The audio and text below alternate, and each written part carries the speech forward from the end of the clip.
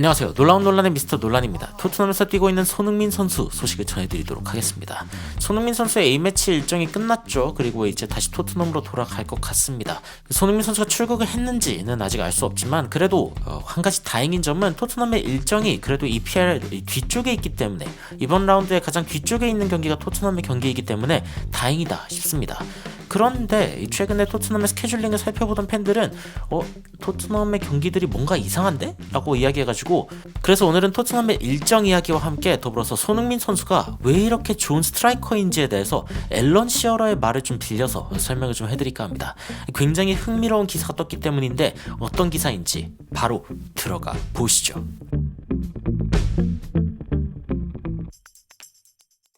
일단 여러가지 소식들 좀 전해드리기 전에 비카리오가 넘버 1 숏스토퍼, 이 슈팅을 가장 잘 막는 키퍼다 라는 통계가 나와서 화제가 됐습니다. 놀랍게도 이 뒤를 따르고 있는 선수가 로버트 산체스거든요. 이 첼시 선수인데 지금 첼시의 진짜 문제는 진짜 최전방이라고 하는 거를 정말 잘 보여주고 있는 그런 표가 아닌가 싶습니다. 여튼 토트넘은 최고의 골키퍼를 가지고 있다라고 이제 공식적으로 확인이 됐습니다. 그래서 이 부분에 대해서 이 토트넘 팬들이 굉장히 기뻐하는 모습을 보였고 오늘 다룰 두 가지 주제 중에 하나인 이 스케줄링에 대해서 한번 이야기를 좀 해보도록 하겠습니다. 풀럼과의 경기가 월요일 날에 예정되어 있다. 그런데 팰리스와의 경기가 금요일 밤이다. 그래서 EPL 경기 두 경기가 이렇게 가까울 수 있는 거냐? 이런 이야기들을 이제 토트넘 팬들이 하기 시작합니다. 이런 질문을 토트넘 팬들이 하는 이유가 있습니다. 그 이유는 제가 조금 이따 설명드릴 텐데 저도 이제 이 이야기를 딱 봤을 때 그러네? 라고 생각하고 이제 좀 봤습니다. 토트넘이 지난 라운드 첫 번째 경기로서 이제 그 한국 시간으로는 토요일이었지만 이제 현지 시간으로는 금요일이었죠.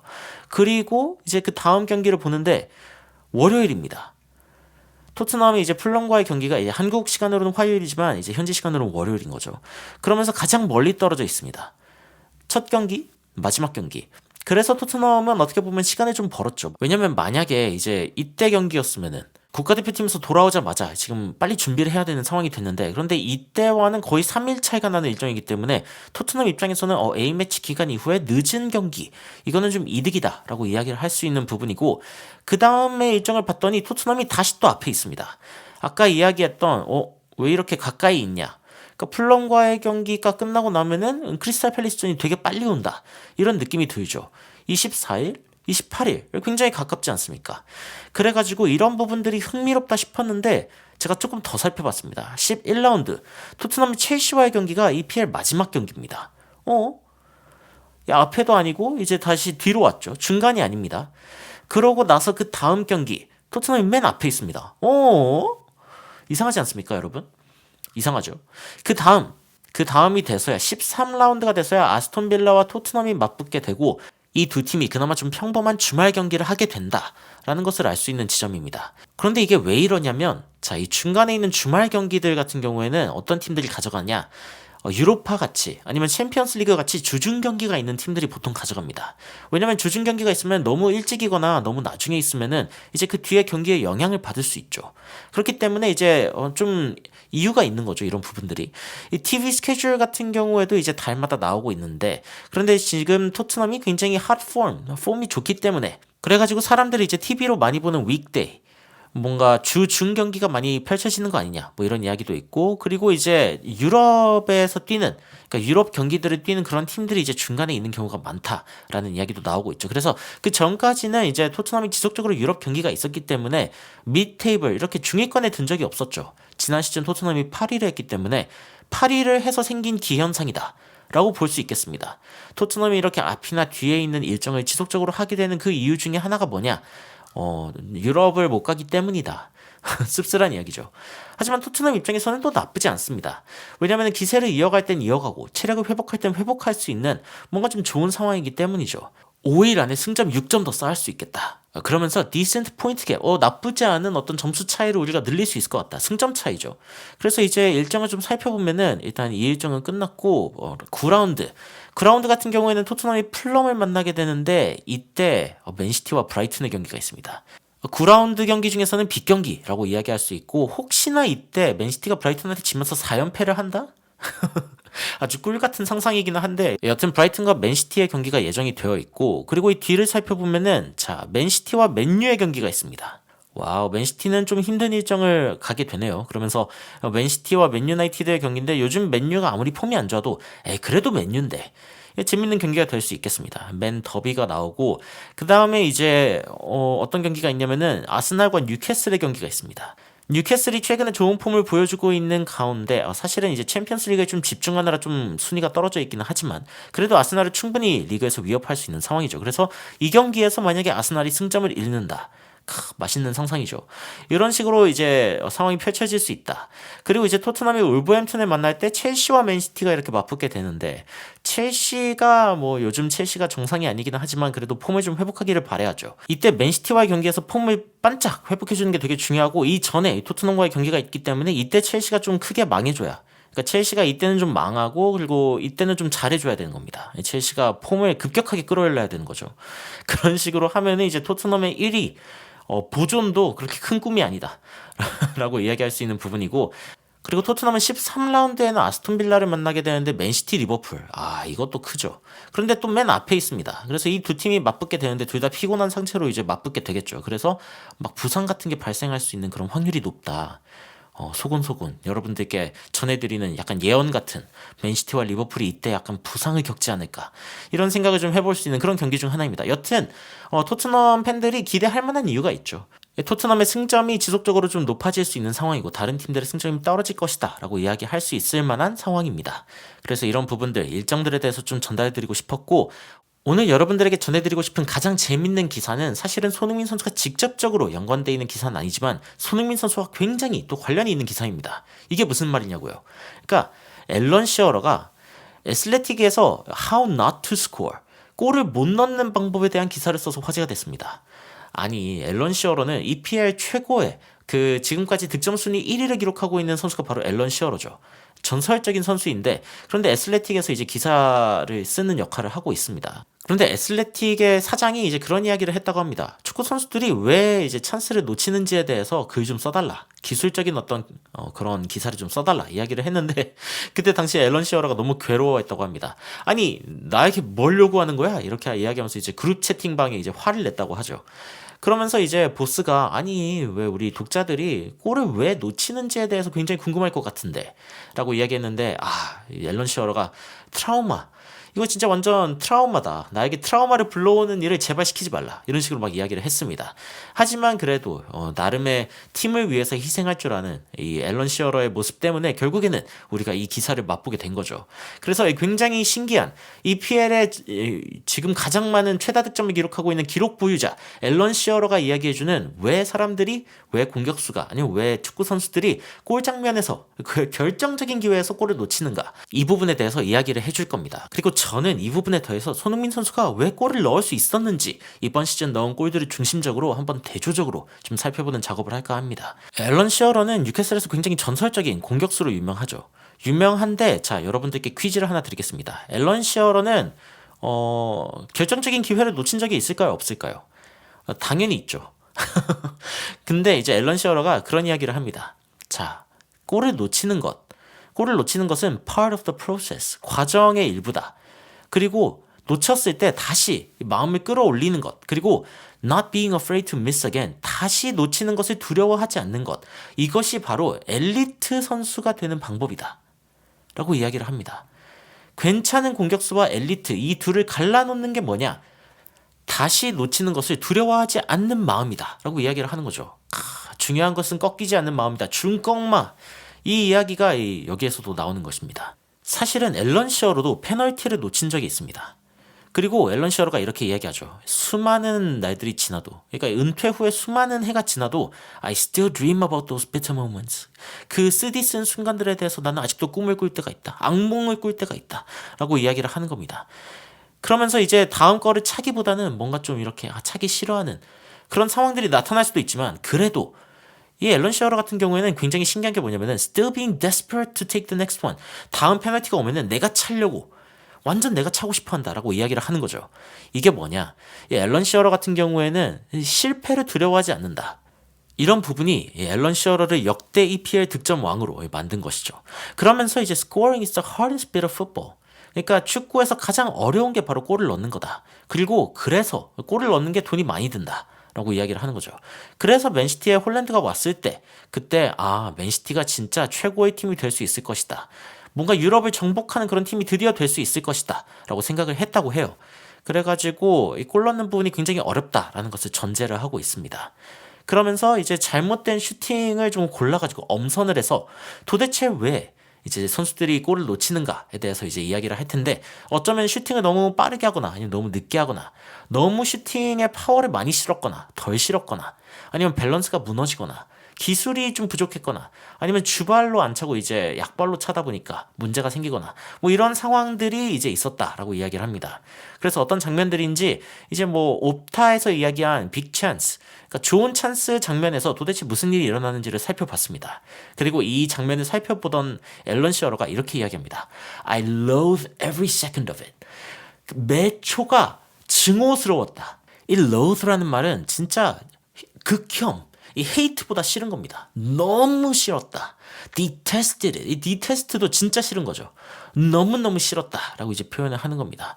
그러면서 staring at my skin, 이제 스크린을 보면서 error and catastrophe playing out in front of me, 이 앞에서 뭔가 이렇게 실수를 하고 정말 재앙 같은 일이 펼쳐지고 이런 걸 보면서 I groaned and tutted and winced and fidgeted and longed to turn away, 이제 보면서 계속 이렇게 몸을 베베 꼬고 막 탄식을 하고 막 너무 힘들었다. 마치 공포 영화 같았다라고 이야기합니다. 진짜 골을 넣는 공격수에게 결정적인 기회에서 골을 못 넣는다. 저도 이제 제가 축구 선수도 아니고 그렇지만 축구하는 장면을 봤을 때 이건 들어가겠다라고 생각이 들 때가 있거든요. 그런데 이게 안 들어갔을 때 저도 마음이 그런데 앨런 시어러는 어떨까요? 진짜 EPL에서 골을 가장 많이 넣은 사람인데 공포 영화 같았다라고 이제 이야기를 하는 거죠. 굉장히 재밌고, 그리고 이렇게 이야기합니다. 제발 앞으로는 반복하지 않은 이야기를 내가 하겠다. 이것이 바로 득점을 못하는 방법이다. 그래서 우리 놀라운 구독자 여러분들은 세상에 이제 다시 못 볼 기사를 보고 계시다라고 이해를 하시면 됩니다. 자, 그럼 그 기사에서 이야기한 사례들을 좀 살펴보죠. 첫 번째 사례, 이카르디에게 결정적인 기회가 왔을 때입니다. 갈라타사라이에서 최근에 뛰고 있는 이카르디, 이제 메르틴스에게 패스를 받았는데 굉장히 좋은 상황이었는데 문제가 뭐냐, 터치를 하나 더 가져갑니다. 이 잔터치 하나로 인해서 결국에는 골키퍼가 나올 시간을 갖게 되고 각을 좁히고 결국에는 막아내죠. 좋은 세이브라고 이야기할 수도 있겠지만 사실은 이 거리에서 바로 찼으면은 어디로든 들어갈 만한 골이었다 라고 하는 게 이제 설명인데, 이런 장면과 또 대비되는 게 어떤 게 있을까요? 바로 손흥민 선수가 아스날전에서 기록했던 이 모습이죠. 메디슨이 아무리 좋은 킬 패스를 넣어줬다 해도 만약에 손흥민 선수가 여기서 터치를 잡았다 라고 이야기하면은 그러면 이제 골 없습니다. 근데 손흥민 선수가 원터치로 바로 차버리죠. 완벽하게 감각적인 골인데 아무리 좋은 패스가 들어오더라도 한번 끌어버리면은 이게 골이 되지 않는다라는 걸 보여주는, 그래서 이 잔터치를 가져가는 게 굉장히 많은 골을 없애버릴 수 있다라고 이제 이야기가 나오고 있고, 그 다음 사례를 좀 보겠습니다. 세르지오 고메즈가 이제 크로스를 줬는데 할랜드가 너무 안쪽으로 들어가 있어요. 너무 안쪽으로 들어가 있어서 바깥쪽으로 나오면서 슈팅을 하려다 보니까 어떻게 되죠? 균형이 무너지죠. 그러다 보니까 결국에는 공이 떠버리고 말았다. 이 부분은 사실은 이제 홀란드의 위치 선정에 대해서 이야기를 할 수 있는 부분입니다. 번리와의 경기에서 손흥민 선수가 솔로몬에게 어시스트를 받은 적이 있습니다. 그런데 주목해야 할 것은 손흥민의 위치다라고 제가 저번에 이야기를 한 적이 있었는데, 손흥민 선수가 어떻게 했냐? 여기 손흥민 선수가 있죠. 앞으로 안 뛰어 들어갔습니다. 자, 공격수라고 하면은 응당 이 포지션 안으로 이제 먼저 뛰어 들어가려고 할 수도 있겠죠. 그런데 손흥민 선수가 앞에 먼저 뛰어 들어가고 있는 선수가 한 명이 있기 때문에 굳이 자신이 앞으로 갈 필요가 없다라는 걸 인식합니다. 뭐냐? 공간을 일부러 남겨둔 거죠. 그래서 그 다음 장면에서 어떤 상황이 발생하냐? 손흥민 선수가 여기에서 바로 슈팅을 가져갑니다. 역시 지체 없이 슈팅을 하죠. 여기에서 만약에 공을 한번 잡았다. 여기 벌써 다가가고 있는 거 보세요. 굉장히 빠르거든요. 이 프로의 세계이기 때문에 한 끗 차이가 결국 전부입니다. 공간에 남겨두고 이 공간 이해의 탁월한 모습, 이런 부분들이 스트라이커에게 굉장히 필요하다. 할랜드가 이 장면에서 놓친 장면 중에 하나였다라고 이제 이야기를 할 수 있는 부분이고요. 다음 사례를 좀 살펴보겠습니다. 자, 이 다음 사례는 오바메양이 굉장히 이 상대방의 백패스가 잘못된 거를 보고 이제 끊어버리는 장면입니다. 누가 봐도 오바메양이 골을 넣을 만한 상황이다 라고 이제 이야기할 수 있는 부분인데, 근데 이 장면에서 이제 의외의 장면이 좀 펼쳐집니다. 뭐냐면은 슈팅이 너무 약했습니다. 무슨 뜻이냐면은 오른쪽에서 다가오는 수비수가 보이니까 사실은 이제 왼쪽으로 빠질 수도 있었을 텐데, 그런데 골키퍼도 꽤 앞으로 나온 걸 보고 계획은 이거죠. 호이 이런 식으로 이제 찍어차가지고 저 안으로 넣으려는 게 계획이었을 텐데 너무 약하게 차서 결국에 막혀버리고 맙니다. 근데 이제 앨런 시어러가 이런 얘기를 해요. 이 장면에서 사실은 오바메양이 왼쪽으로 조금 더 치고 달렸으면은 그럼 조금 더 좋은 결과가 있었지 않았을까. 왼쪽으로 치고 달리면서 이제 각이 나왔을 때 슈팅을 한다던가. 그러니까 이런 그 로빙 슈팅 같은 경우에는 굉장히 감각적인 슈팅이기 때문에 실수를 할 확률이 높죠. 그래서 조금 더 좀 결정적인 방식으로 움직였으면 어떨까 이런 이야기를 하기도 했습니다. 그런데 사실은 이런 장면에서 오바메양이 뭐 나쁜 판단을 한 건 아닙니다. 왜냐면 여기서 찍어 차가지고 넣으면은 뭐 좋은 골이니까요. 다만 이제 왼쪽으로 갔으면은 더 좋았을 수도 있겠다. 뭐 이런 이야기가 나온 거고. 그리고 또 하나의 사례를 살펴보면 손흥민 선수가 이제 패스를 받아가지고 슈팅을 하는 장면이 있는데 이 슈팅 장면이 굉장히 인상적이었죠. 여기에서 완벽한 로빙 슈팅을 보여줍니다. 제가 아까 보여줬던 이제 그 로빙 슈팅의 힘이 잘못된 오바메양의 사례를 보다가 뭔가 마음이 답답하다가 그러다가 손흥민 선수가 여기에서 넣는 장면을 보니까 정화되죠. 이게 완벽한 로빙 슈팅이다라는 걸 보여주는 손흥민 선수고 손흥민 선수가 이런 경험 있는 선수로서의 플레이를 최근에 좀 보여주고 있다. 그리고 이건 또 하나의 사례인데 크라바츠 헬리아가 이제 그 오시멘이 돌아 뛰어 들어가는 거를 보고 이제 수비수를 달고 들어가니까 반대쪽으로 이제 드리블을 하면서 결정적인 찬스를 만들어내는 장면입니다. 근데 이때도 뭐가 문제였냐? 만약에 이 장면에서 바로 슈팅을 했으면 좋았을 텐데 크라바츠 헬리아가 이때 당시에 오른발로 차는 게 조금 주저됐는지 조금 더 끌어버립니다. 그러면서 이제 굉장히 타이트한 각도로 들어가 버리게 되는데 이런 상황에서는 사실은 골을 넣는 것 자체가 쉽지 않죠.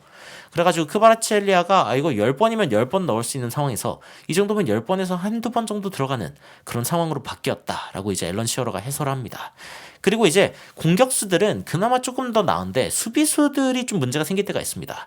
이게 어떤 장면이냐면 첼시의 장면인데 카이 하베르츠가 이제 리스 제임스한테 패스를 하고 반대쪽으로 완벽한 크로스를 줍니다. 그래서 쿠쿠렐라가 이 반대쪽에 이제 닿게 되죠. 사실은 이 장면에서 바로 슈팅을 했으면 골입니다. 누가 봐도 골이죠. 그래가지고 이런 장면까지 나왔는데 자 여러분 이거 골이었을까요? 아니었을까요? 물어볼 필요가 없죠. 왜냐면 놓친 거에 대해서 이야기하고 있기 때문에 당연히 노골이었는데 한 번 더 건드려가지고 이 골키퍼가 여기까지 마중 나올 시간을 아예 벌어줬습니다. 그래가지고 결국에는 선방에 당하고 마는 쿠쿠렐라. 근데 이 부분에 대해서 앨런 시어러가 말한 게 너무 웃겼는데 제가 이거 보여드릴게요. No, no, no, no, no, no. 이 장면을 보면서 앨런 시어러가 거의 오장육부가 뒤집히는 괴로움을 느끼는 것 같습니다. 그러면서 나 알고 있다. 쿠쿠렐라가 스트라이커가 아니라는 건 알고 있다. 하지만 그래서 사실은 이거를 좀 포함하고 싶었다. 이런 슈팅 장면에 자주 당도하지 못하는 선수들의 가장 큰 문제가 뭐냐면은 이 직감이 없다는 겁니다. 제가 봤을 때 이런 거에 가장 대표적인 이제 차이점은 황희찬 선수인데 황희찬 선수가 이런 상황에서 볼 잡죠. 무조건 넣습니다. 진짜 황희찬 선수는 이 결정력 하나만큼은 진짜 최근에 EPL 최고죠. 그래가지고 이런 부분들이 어쨌건 결정력이 있냐 없냐 그리고 직감이 있냐 없냐 이런 것들이 어떻게 보면 좀 티가 나는 장면이다 라고 이야기가 나오고 있고 또 다른 장면들도 있습니다. 이제 니콜라스 잭슨 최근에 첼시의 최전방에서 좋은 역할을 해줘야 하는 하지만 못해주고 있는 니콜라스 잭슨 같은 경우에도 좋은 찬스를 얻었습니다. 그리고 여기에서 왼발로 바로 차면 되는데 이 선수 오른발로 차고 싶어요. 그래가지고 무슨 일이 일어납니까? 주춤 다른 쪽으로 이거 옮기는데 이거 옮기다가 세월이 다 가죠. 이거 받았을 때 바로 슈팅을 했으면 됐는데 근데 결국에는 슈팅이 주춤 하다가 못 넣게 되죠. 이렇게 이제 양발을 못 써가지고 타이밍 문제가 나는 경우 이런 문제들이 있는데 손흥민 선수는 또 양발을 굉장히 잘 쓰죠. 그래서 굉장히 큰 기회들을 놓친 축구 선수들의 장면들을 보다 보면 손흥민 선수가 진짜 대단하구나 라는 걸 알 수 있습니다. 근데 앨런 시어러가 이런 얘기를 합니다. 그리고 저는 이 부분이 우리 구독자분들께 진짜 전해드리고 싶었던 부분인데 어떤 이야기를 하냐면은 놓친 거는 단지 그 이야기의 절반일 뿐이다. 놓치기 위해서는 좋은 공간에 있어야 한다.